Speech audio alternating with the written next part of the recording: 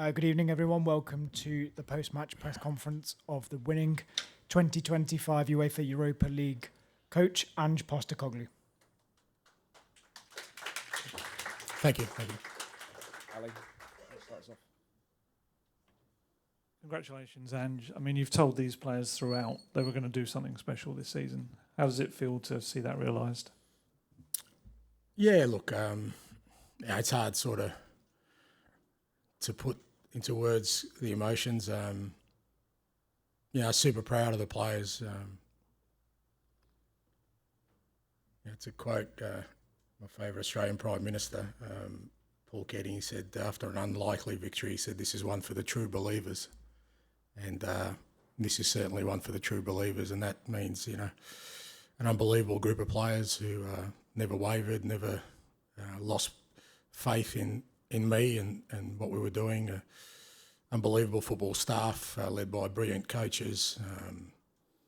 People who work at the club, from board down, whether that's Lily White House or at the training ground, and supporters. I know people think I've got this sort of fractious relationship, but every supporter I ever bumped into was just so kind in reassuring me that, they believed in what I was doing. I'd never felt, I understand the disappointment we've put them through this year, particularly in the league, but, just seeing them tonight, the impact it has on them. Some of them, it's obviously 17 years since our last trophy, 41 in Europe. Some of them have never had a night like this. So, it's a reward for them. And, finally to my beautiful wife and my boys and my family, my friends who, they're all my inspiration because I'm kind of the front man. It's easy for me to sort of take on the responsibility, but they've got no choice but to come along for the ride, and just seeing them out there now on the pitch, smiling faces, couldn't be happier. Congratulations. I know you've not wanted to make this Europa League run about you, but is this your biggest achievement? You've had some amazing achievements in your career, but given the circumstances, given it sort of became this all or nothing match, is it your biggest achievement? Look, I feel if I say that, then it diminishes, not for me, the other achievements, but the people I shared them with. But it's definitely been the toughest thing I've ever done, without a shadow of a doubt. And I knew that going into it. You know better than me that this club's had some unbelievable world-class coaches, world-class players, and they haven't had a night like this. So I knew what I was taking on. And it's fair to say that it's been really challenging because, wherever else I've had success by this stage, I've kind of had the faith and trust of everybody. And here it's been different. And I understand that's not a criticism. It's just, I think, because of the club and the way it's sort of its recent history or its history, I don't think they could always ever go all in on one person. And for me, that's always how it's worked well when, people kind of back my vision. So, but within that, I think when we got to sort of the end of January, the end of the transfer window, and I kind of assessed our situation, I just made a decision there and then that this was the trophy we were going to go for. And, it probably was at odds with what other people at the club sort of believed at the time we should do. And that's understandable. But I just really believed we could win. We could win this. And sort of everything we've done since then, everything we've done at training, everything we've done in terms of the games, the teams I've selected is about making sure when these games came around, the Europa games, that we're in the best possible condition to tackle them. And that's come at a cost for sure in the league, and I've got to take the responsibility for that. But I just felt like the end game of winning something was more important, and it was the only way I was going to do it.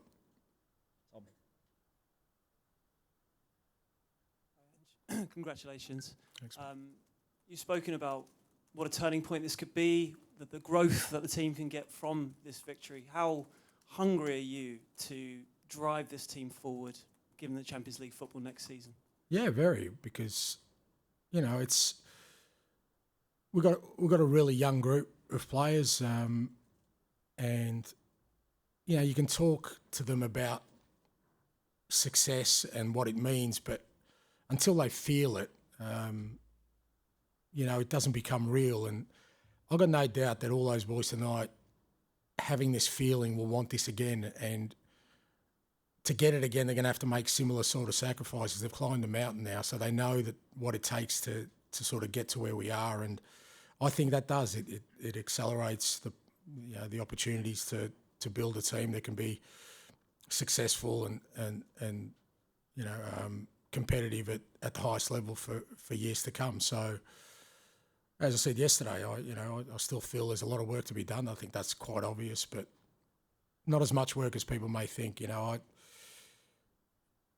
People can bang on about our 20 league defeats and where we are, but they're missing the point of what we're trying to build here, or what I'm trying to do anyway. And I really feel that tonight can be a great platform for us to kick on. You said a minute ago that at the end of the January window you decided full focus on the Europa League. Does that explain the really sort of ruthless, efficient style that we've seen overcome Alkmaar, Frankfurt, Bodo Glimt, and now tonight? And how did you find the players kind of bought into that when that was the plan? No, that wasn't part of it. But I've always treated, I've had a lot of success in my career, and not just sort of winning leagues, but also, in Australia, I grew up playing finals football to win a championship. So knockout football is always different. All my teams have always played a little bit different in knockout games, because that you've got to have a real clear game plan. Big games come down to moments. You've got to limit the moments of the opposition. You've got to change your approach. And the players embraced that, because, that was always going to be our approach in Europe, and it's why we did well in the Carabao Cup as well. We beat some decent teams in the Carabao Cup, including City, including United, and we beat Liverpool in the first leg, played a similar way. But also it helps that I've got Van der Ven and Romero and Vicario and Udogie and Porro, all these guys available. And again, that was part of the sort of mindset of making sure they were available for these big games. And I thought the lads handled the whole Europa sort of knockout stages, brilliantly. Knew what we had to do. Were really efficient with what we did, and I think got the just rewards. Hi, Ange. Well done. You mentioned a lot of people at the top there. Your dad's no longer with us, but what would he make of his son doing this, and what does it mean back in Australia as well? Yeah, he's still with me, mate. His voice is in my head all the time, and as I get older, I look in the mirror, I see his face sometimes, which is frightening as it seems. He's with me all the time, mate. My dear mum's in Greece with my sister, and my nephews. I'm sure they're over the moon, and it's massive in Australia and in Greece. I've got family in both countries and friends in both countries, and they've been along for the journey the whole way. And it's hard because I'm big enough and ugly enough to take whatever comes my way, but they get hurt when people sort of come at me, and they pay the price, particularly those closest to me, my beautiful family and my friends, and they want to defend me. And I keep telling them it's a small price to pay when you have nights like this. And I've been fortunate. I've had plenty of nights like this, and just seeing them tonight. And I know everyone in Australia, they would have got up early in the morning. They'll be buzzing, and people in Greece, and more importantly, the people here with me. It's another special night we share together. Hi, Ange. Congratulations. You talk about backing your vision. I mean, how does a club let go of a manager who's just delivered them their first trophy in 41 years in European competition? Look, I think I said yesterday, I'm pretty kind of, not relaxed is not the word, because I'd be disappointed if we couldn't continue on this path. But like I said, it's not a criticism. I understand why it would be difficult for a club like this to buy into one person's vision. I remember when I signed, it was kind of, the club, I think even Daniel sort of said, we went after winners, it didn't work, and now we've got Ange. And, mate, I'm a winner. I've been a serial winner my whole career. It's what I've done more than anything else, And I know people talk about my football, which I'm very proud of, and I know people dismiss my achievements because, they didn't happen to happen on this side of the world. But for me, they're all hard earned, and all I've done my whole career is win things. And but I understand, you know, look, obviously the way things have gone in the league, you know, people are rightly to be concerned about. Like I said, I don't think there's a true reflection of where we're at.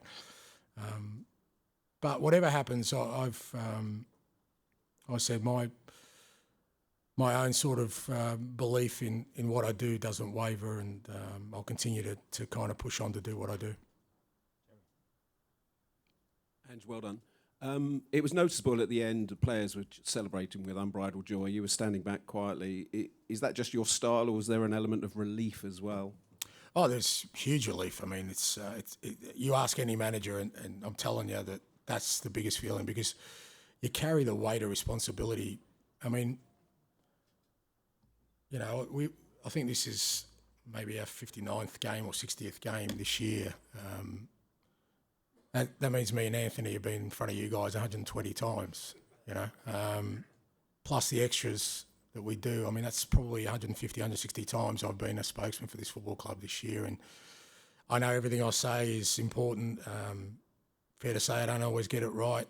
So all that kind of responsibility weighs on your shoulders. And so it is. It's relief, but also I'm a lot older than those guys, mate. And I've learned to understand that what makes nights like these memorable is to remember them. So I kind of stand back and just watch everyone else enjoy it, and that's all I need.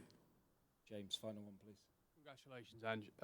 I know you said you're sort of relaxed about the situation, but can you just give us an idea of what the next few days are like? Is there a meeting planned with Daniel or with the hierarchy? Because you must want some clarity one way or the other.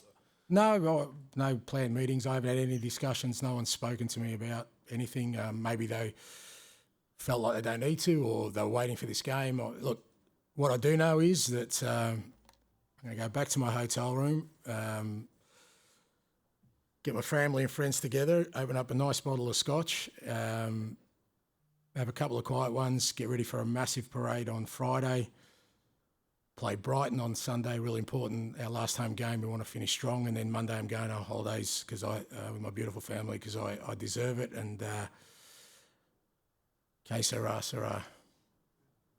Thank you very much. Thank you. Thank you.